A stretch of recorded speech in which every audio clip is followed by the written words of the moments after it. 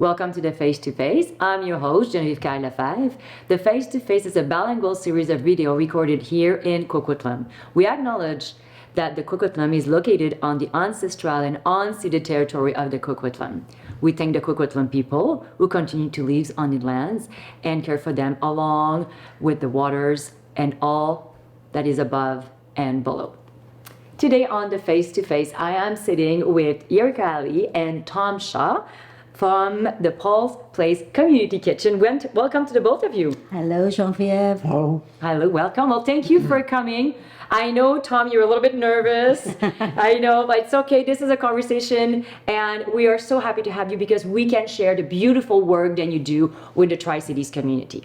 Okay. First of all, first question. I want to know, what is Paul's Kitchen? Well, Paul's Kitchen is basically a soup kitchen, and we call it Paul's Place. Be a bit more dignity, and it's not as institutional as other soup kitchens would be. My mom, what we tried to do after COVID when we opened up, myself and Reggie, which is the other organizer, we wanted to make it like you were bringing 150 people over for dinner. So in the kitchen, when people come over, there's chit chat, there's whatever, and we put together a meal for the clients that come in 2 hours, and we serve it. Okay. And it's kind of rewarding for everybody because it's more of a family, and it's a real team effort. So the whole community is getting together. Well, the community in the kitchen is getting together to put this on, and the people there come from the community. We have people that helped start it back in the day in 2002, whenever. We still have a couple of the original people that were pre-COVID, and Yerika was pre-COVID, and Reggie and myself, Bruce, and we started to recruit people, and a lot of the people couldn't come back because of issues, and they were kind of they moved away, and COVID was a disturbing time for a lot of people. So we opened, and we had volunteers coming and asking to volunteers, and now we get people that are clients actually volunteering in the kitchen and serving, and they find it very rewarding. Excellent. Tom, tell me, what do you do with the organization? Well, I organize the meal. It's one thing to let's serve a bowl of soup, but you have to be able to build 100 bowls of soup. So I set to with some menus that I've had over the years, and put together, find out how much I need to buy, and basically put all the pieces together like a Lego set. And so you're one of the main organizer with someone else. Yes. And who is that person? And talk to us a little bit about that person. Well, it's Reggie, and Okay. she's been with us for quite some time. What's her family name? Tires. Perfect. And she does a great job. Amazing. We kind of divided the kitchen in two. One of them in the kitchen, and the other one in the front office, shall we say. And so she looks more or less after the serving part of the deal, and keeps that in check. Okay. And Yerika, what do you do with your organization? So I work hand in hand with Reggie. She's amazing, and because of my bubbly personality, I do the serving. And so I come into the kitchen, I put in the order, I come back out. There's coffee, there's tea, there's juice, there's water.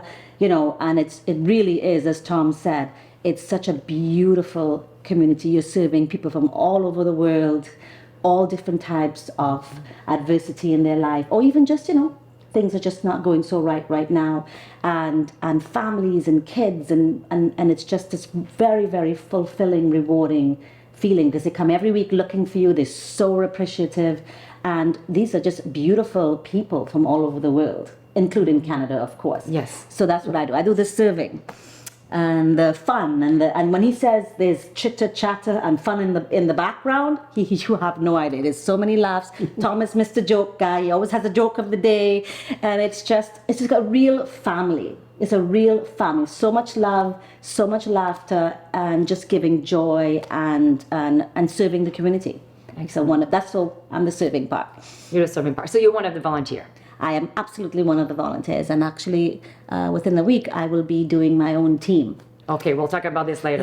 That's I Go ahead, Tom. remember when Yerika first came. Yeah. Yes. And it was like, oh my gosh. This was about 10 years ago, I guess. No, I think about 5-6 years A ago. little longer than that. Okay. Okay, between 5 and 10 years. And she was so much energy, and I Yeah. thought, oh my gosh, what she got? I got to get a bottle of it. Because, and her friend, and it was like, oh my gosh. Salima. We got to step it up here because we're not doing it. No, but these. But she brings so much energy Thank to you. the thing. And, she has, we have 4 tables of 8, so it's like 32 people. And she can serve them all. Yeah. And with everything. It's fun to watch, and she has so much fun doing it. Oh, Okay, so tell me a little bit how it works. So there's 4 tables, people, they come, and everything is free, right? So they can come, and people that are in needs, they come, and is it like restaurant? They order certain things? Do they have choices? How's that work? can I say one thing Yes. first? We don't judge. No. So we never ask who's in need. Anybody can come in. There are no questions asked, Okay. right? Well, the choices, I usually try to make a meat option and a non-meat option. Okay. So that may be like a beef stew, and then maybe Veggie. a minestrone kind of soup kind of thing. I try to keep, the proteins kind of in there and other things, but it's, some people call it veggie. I prefer to call it a non-meat version because there's so many definitions of both actually, especially the vegetarian. And so just to keep it simple for serving, that's what we just say. It's a non-meat version of it, and Okay. it's usually it's usually as tasty as the other. Sometimes it's even better than the meat version for sure. I love the non-meat options sometimes. I do eat meat, but I do appreciate a good cooked meal that is non-meat option. And we know it all different cultures. Some people don't They don't eat it. right? So, and yeah, it's great that you're offering that option. Or they don't eat. They have to have kosher or halal Yes. or something like that. So yes, you have to give them an option. So yes, people come in and they just sit down and they get served. No questions asked. So you bring them water, you bring them Yeah. the meal they choose, Yes. and then after this, do they chit chat with each other, create connections? Yes. And then after this, they and going back onto the day. Is there another set of serving? Or it's like one? It's 150 people. Oh, okay, so it's not only coming in 32, and going out, coming in and going out. So yes, sometimes you have to go, okay, people, there's a line up there. And because people really come in, and it is a community. They're meeting people of different cultures sometimes. And I have a little game that I play. I like to guess what part of the country, what part of the world they're from, and I greet them in their language. And it's so much fun because I go salam, or I go hola, or bonjour, wherever it is. And it's so fun to see people. They love when they walk in a place and somebody's greeting them in their own greeting, right? It's so much fun, where it's now that you become, literally, they come looking for you. Oh, where is Yerika? Where is it? Oh, something like that. And I actually, as Tom says, clients are now being part of the service because me forming my team, and also girls in the back now, they were actually clients, and they just want to be, because it's so much fun and it's so rewarding, they want to be part of it. So yes, it's people coming in and eating, but it's also people, community, they're learning each other. It's also like my son, I got him involved, where he gets to meet other children from other parts of the world who have gone through other adversities or other experiences. He loves it.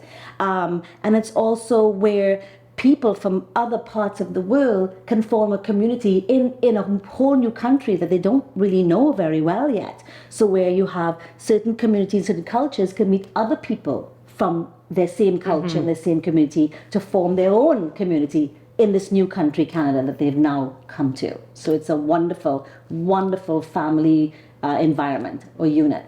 That's amazing. Okay, so there's 150 people that goes, and when is Paul's Kitchen available? Is it every day of the week, or when is that? It's on Wednesdays. Wednesdays, okay. And we serve the first, second, third, and fifth if it's there. If there's a fifth. Yes, there's another group that comes and provides an outreach meal on the fourth Wednesday of the month, okay.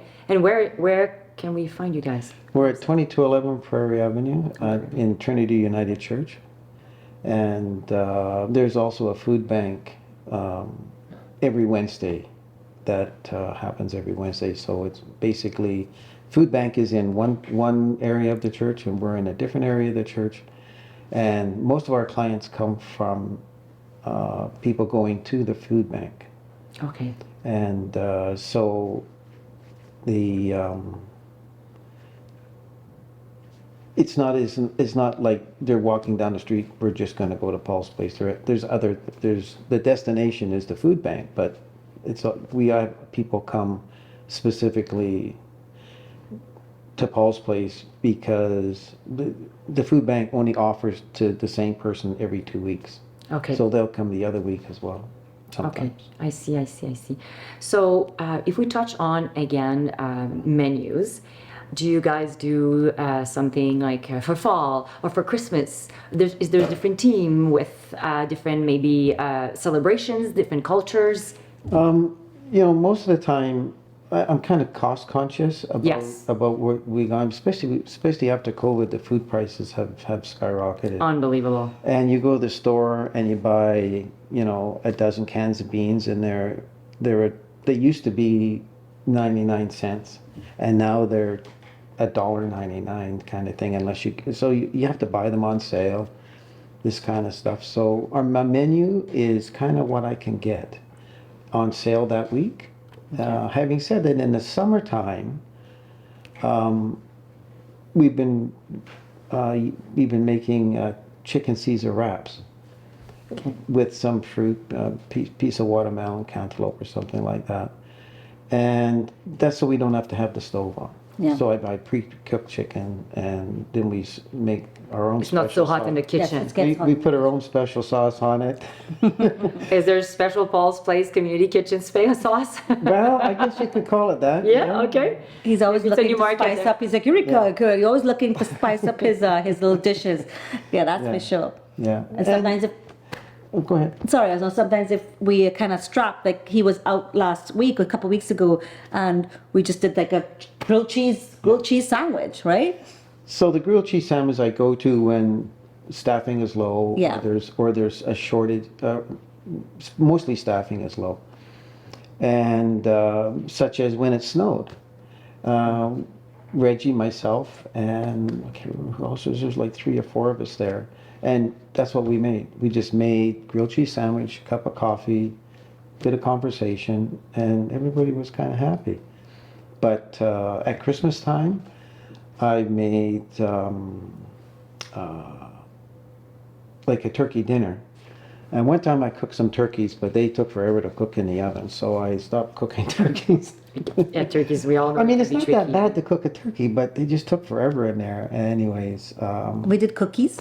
They did cookies. They made cookies. So with that, I used the chicken, the cooked chicken, and then I made like a turkey stuffing, and mashed potatoes and vegetables and stuff, and then served that with some gravy, and it was great.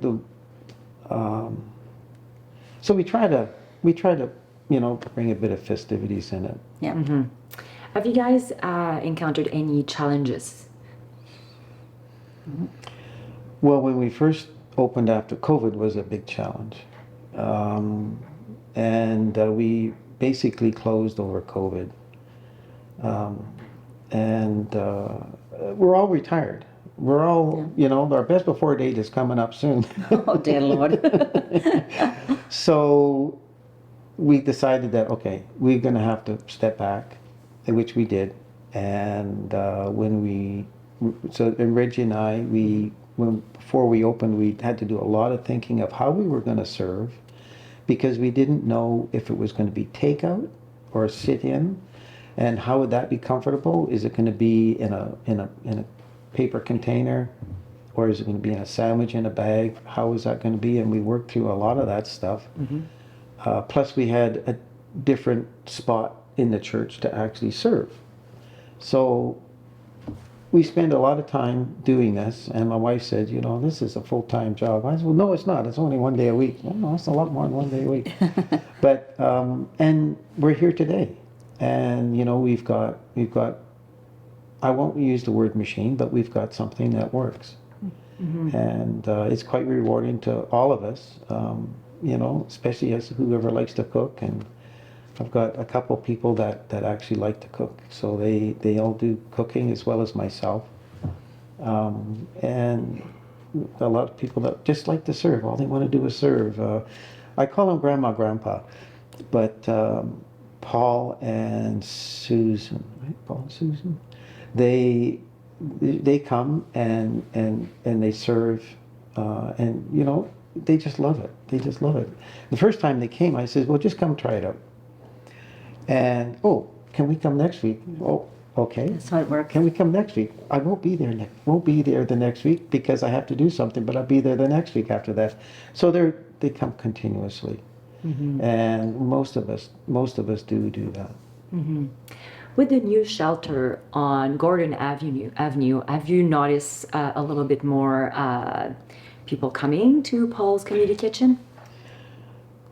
There again, I don't really know where people come from. Yeah. And I don't ask. I will say one thing is that pre-COVID, you would see people that actually had a little bit harder life. Yeah. Than Pre-COVID? Yes. Pre-COVID, yes. Oh, interesting. Yes, they were But home. after COVID, things changed because it just, a lot of people succumbed to the things that COVID brought. And so we don't see those people much anymore, that group of people, but we do see people that have had a hard life. And yeah, it's everybody. It could be your neighbor. Yeah. Oh, I can see that. It could be your neighbor. I mean, look at the price of rent and stuff like that. You could be apparently most people are $200 away from Not be able to pay their rent. not being able to have to give up something in the That's unbelievable right now. yeah. And are you guys collaborating with other nonprofit or food banks? And if you are, who are those people? I actually, well, in New Westminster, there is there's an outreach kitchen in one of the churches in New Westminster, the Anglican Cathedral in New West. And I went there before we opened, and I talked to them and found out what their story is. And that was more of a paper bag with a sandwich in it and a couple other things, which is fine. Because you have to meet people where they are too. But one of the objectives that we wanted to do after COVID was because a lot of people they were alone. And this is one of the founding things that Paul and Ian had when they first started Paul's Place back 20 some years ago, was they want people to come in and sit down and talk to each other. And so first time, I think they only had a few people. I think most of the people that came were the people that that were from the church, went down to see what this was all about. And then it started getting more and more and more people, and then the food bank came, and it started to get more and more and more. But as far as actually working with other ones, not yet. It's I'm going to have to go back to work to get some spare time because this retired thing is, I'm just so busy doing stuff. But I look back and what have I done? So I will hate to say this, but it's on my to-do list, but we will probably be doing that. Excellent. Yerika, I want you to talk to me now about what you are creating and your project with Paul's Kitchen. Well, as Tom said, is that a lot of the individuals in the kitchen, they are up there in the age, right? And they're tired. And as much as it's rewarding and enjoyable for them, they're looking for new, fresh meat to come and, to carry on this wonderful project. So Tom and I discussed, and I really, when he said, I really enjoy it. And I said, you know what, Tom, I think I could handle a day by myself, a Wednesday. So I've put it out there for some friends on Facebook or whatever. However, I talk to people, and I've kind of got up a team, and I'm going to be handling, for now, I think Tom says the 5th Wednesday of every month. We're going to be doing it together. I have to go to the test, Genevieve. I have to make sure I pass the test. Okay. I don't burn up the kitchen or something. But the idea is you're also going to be cooking. Yes, cooking, and planning the serving menu, and serving, connecting. connect everything. With cleaning, because it's not just cooking. There's a cleaning. There's making sure put everything away properly. Because there's a lot, as people think, you come in there, get a meal, and you go. But there's so much preparation. These guys are there since 8 o'clock in the morning. I mean, then he has to do all the grocery shopping and the ingredients, getting the list, prepping the meal, planning the meal, creating the meal. So it's all that I'm going to have to do with my team. So that's what I'm going to, so I can kind of, carry it on and give these guys a break. As he just said, he's retired, but he wouldn't know what he was doing. he's more busy, retired. It's we're going to have to be part of it. Yes. Some of us will have to be part of it.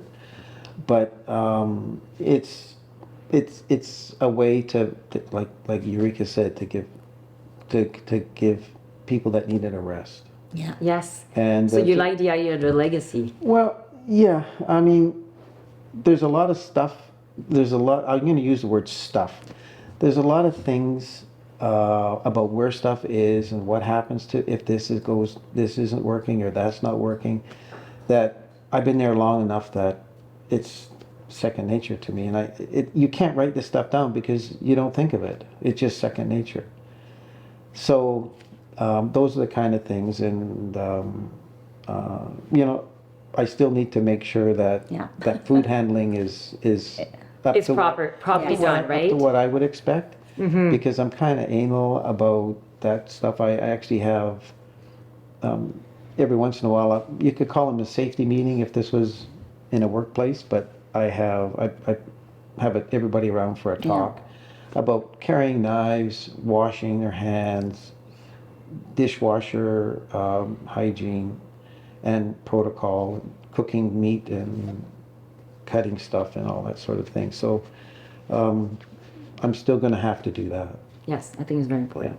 Now let's touch on the partnership you guys did with, I want to say properly, Tsuchi Buddhist Charity. Am I saying it right?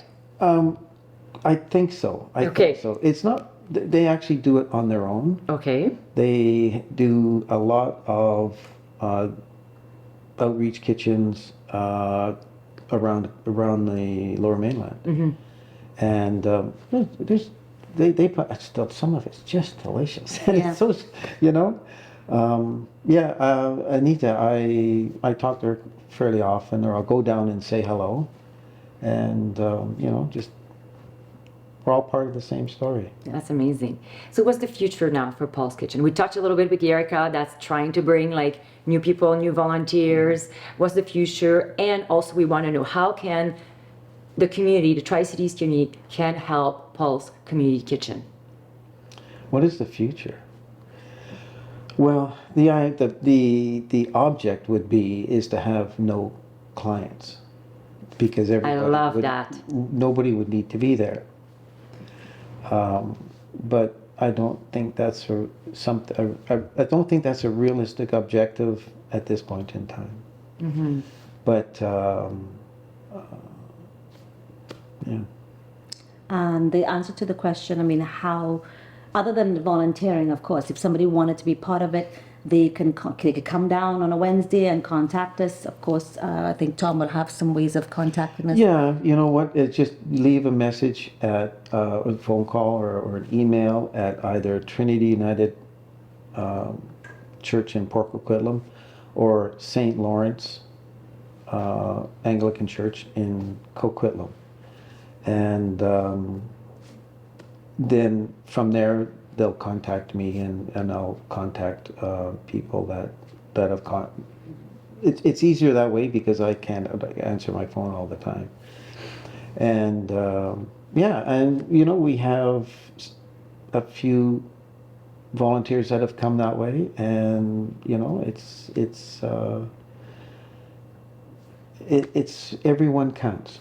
Everyone counts. Every single person. If someone wants to donate, Yeah. how can that's they what I was do gonna that? So I would, so there's many ways, but I think one of the great ways, as Tom just said, again, it's food we're cooking. We unfortunately cannot take food donations, actual food donations, but we think, how can we make this accessible for everyone? Now, if you own a food company, some sort of supermarket kind of company, we are more than happy to get a gift voucher from you. But let's just say if you're just a regular mom who's working, or a person in the community, you don't have time, you're busy. But what you can do is get a food voucher from any of the surrounding establishments, supermarkets. We would lovely appreciate that, because this is exactly what he does. He will take those vouchers and do the grocery shopping that he needs. And it's because, for us to take food is not always what we can cook or what is on the menu or the ingredients. And that's more to the food bank, I Yes. guess, right? Or It's completely restrictions, separate. yeah. Yeah. with receiving food donations, first of all, I need to know the history of it. Yeah. And has it been stored? Where has it come Yes. from? And what have you? And so from that way, I kind of shy away from donations as far as that's concerned. Maybe canned goods is okay, but definitely whole foods, or especially meats and things that I need to keep track of the temperatures and stuff. But the other one is, if you go to St. Lawrence Anglican Church, Coquitlam, on there will be a donation tab, and from there you can donate via credit card, email, e-transfer, or pretty much any other way you want to. And if you really need to know something about that, you can always phone the office. But just make sure that you put Paul's Place in the memo section of that, and we'll sure to get it. Well, thank you so much. Thank you for what you do. Thank you for helping everybody that needs your help through food, connection, love, probably almost feeling part of a family. Mm-hmm. You sit down, you have a meal together. I think it's hard when you're out there, and where do you have a meal sitting down in a restaurant when you can't afford to go to the restaurant? Yeah, or right? just new to a country. You don't Yes. speak the language. You don't know anybody. I mean, a lot of these people are doctors and lawyers. I mean, some girls were getting a PhD here. So these are people that from other countries who've left their countries because of war, poverty. We all know the atrocities out there, and they're coming and they don't know anybody. And it's just to come somewhere where you feel safe and just treated with respect and dignity and welcomed. It's a wonderful thing, right? So yeah, this is exactly what it's about. When you say what's the future, that is it. Just to create a community that allows anybody to come in and feel loved and part of a community and welcomed and fed. And fed. Before we go, I want to have, probably you guys have a couple stories of people that you changed their life, and maybe you opened the door for them to feed them, and now they're maybe volunteering or they're giving. Anybody around you that you can talk to us about? Well, I can work backwards from it. Right now we have a few volunteers that have left because it was not safe in the country they were, and they were afraid, so they actually just got on a plane and left Yeah. With nothing. with nothing. Got on a plane. Yeah. Well, as much as you can scramble and probably whatever. And those people, they are helping in the kitchen, and they're professionals. Yeah. And so, one thing is when they come, not just those people, not just those particular persons, but everybody can come and talk to anybody. So they may never talk. If they come from another country like that, they could be so scared Yes. to talk to anybody. And eventually they start having chit-chat around. One of the things when we first opened up after COVID, was a lot of hesitation to come inside because what is this? I don't understand it. What do you mean? What do you mean? Is it free? You're going to give me a cup of coffee for nothing? It's it's a Christian mission to actually do that. So that kind of is the story that most of our clients are now. I've got stories of a little Irene Loudon. She was a wonderful person. Must have been she died of her 100th birthday during COVID. Oh my goodness. But she was there pretty much to the beginning of COVID, and she would work on the dishwasher, and she would wash That's the dishes hardest job. like an ever-ready bunny. It would just keep going and going. Wow, she's like a Wendy now. I know. Yes. We have a Wendy Yes. now, and she's like, this lady just goes and goes and goes. Goes and goes and goes. Yeah. And I'm on these people all the time. Make sure you take a break. Sit down and have Yes. something. Sit down and have a break. When I was going to the gym, was walking to the gym, and a fella said at the Height Creek, and a fella said, "I know you. You're the fella at Paul's place." I says, "Yeah," and he says, he says, "I just can't give you enough thanks." He says, "I was in an industrial accident, and I had my hips crushed, and so I lost the place that I was staying. I couldn't stay there, and I had to find other accommodations and things. But I know when I went down there, you cared. Yeah. You cared, and that goes for the people in the food bank as well." And that's what he was saying. He says, "Thank you so much. It just to know that other people care." And that is fuel, right? That is fuel for... Every day you hear it. Every day I Yes. hear it. Because I have the server. "Thank you so much. Thank you, my friend. Thank you. You're so inspiring." Because jolly. People treat them with respect. "Hello, sir. Good morning, ma." They come back.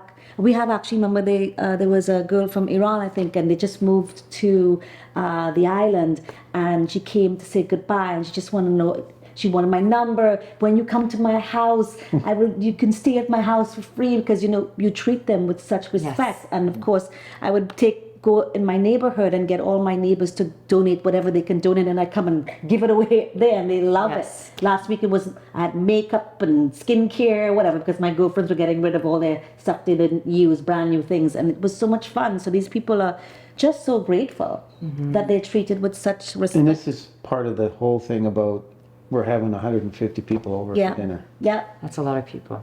Well, thank you so much. Thank you. Keep shining. Keep doing what you're doing. And from myself and from Tri-Cities Community Television, I want to say a big thank you for being with us today. Oh, you're Thank welcome. you. For everyone Having that us. is listening to us, stay tuned for the next episode.